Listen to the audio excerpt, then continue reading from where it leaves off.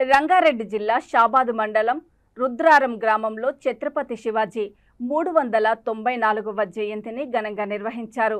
ఆయన చిత్రపటానికి పూలమాలలు వేసి నివాళులర్పించారు. ఆ తర్వాత గ్రామంలో ర్యాలీ నిర్వహించారు.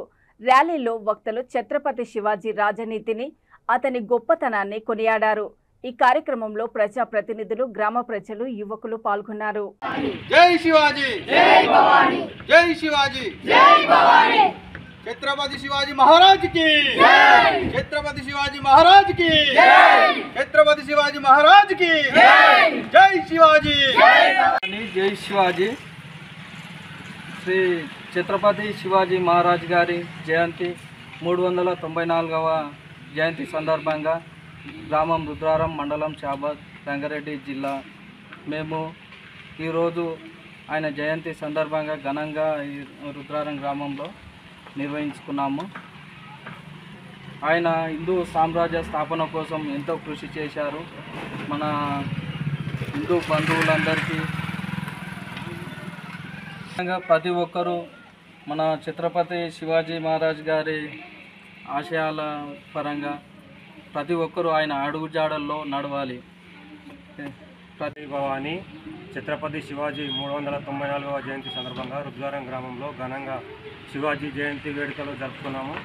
అలాగే ప్రతి ఒక్కరు కూడా ప్రతి ఊర్లో శివాజీ జయంతి జరుపుకొని మన హిందుత్వాన్ని ప్రపంచానికి మొత్తం చాటి చెప్పాలని ముందుకు అడుగేస్తూ, అలాగే శివాజీ మన కోసము ప్రాణాలకు తెగించి మరి ఎన్నో యుద్ధాలు చేసి కష్టపడి మన కోసం హిందూ వ్యవస్థాపన కోసం ముందడుగేసి మనకు ఈరోజు ఇంత స్వేచ్ఛగా బతుకుతున్నామంటే ఒక కారణం శివాజీ.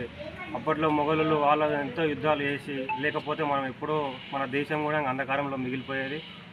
కాబట్టి శివాజీని ఆదర్శంగా తీసుకొని ప్రతి ఒక్క యువత కానీ ఎవరైనా సరే ఆ ఆశయాలను అనుగుణంగా తీసుకొని ముందుకు నడుస్తూ హిందూ ధర్మ వ్యవస్థాపనకై ఖచ్చితంగా అందరూ పోరాడాలని మనస్ఫూర్తిగా కోరుకుంటూ जय भवानी, जय शिवाजी, जय भवानी, छत्रपति शिवाजी महाराज की जय, छत्रपति शिवाजी महाराज की जय.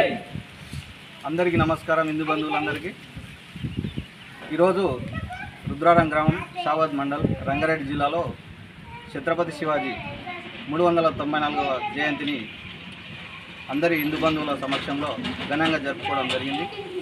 ఈ యొక్క హిందూ సామ్రాజ్య స్థాపన కోసం ఛత్రపతి శివాజీ ఎన్నో యుద్ధాలు చేసి హిందువులను హిందువుగా బ్రతకడానికి ఒక స్వేచ్ఛావాయులను ఇచ్చినటువంటి వ్యక్తి. అలాగే ఎంతోమంది పోరాట యోధుల ఫలితంగా హిందూ సామ్రాజ్య స్థాపన కోసం ఆయన యొక్క ప్రాణాలకు తెగించి ఎన్నో యుద్ధాల్లో పాల్గొని స్వేచ్ఛావాయులను మన భారతదేశంలో ప్రతి హిందువుకి అందించడం జరిగింది. దానికోసం ఆయన తీసుకున్నటువంటి నిర్ణయాలు హిందువులను హిందువుగా బ్రతకడానికి, హిందువుగా జీవించడానికి, హిందువుగా గర్వించి నేను ఒక హిందువుగా బ్రతుకుతున్నాననే స్వేచ్ఛను కల్పించినటువంటి ఈ యొక్క ఛత్రపతి శివాజీ మహారాజ్కి 394వ జయంతి శుభాకాంక్షలు ప్రతి ఒక్కరికి పేరు పేరున తెలియజేస్తున్నాను.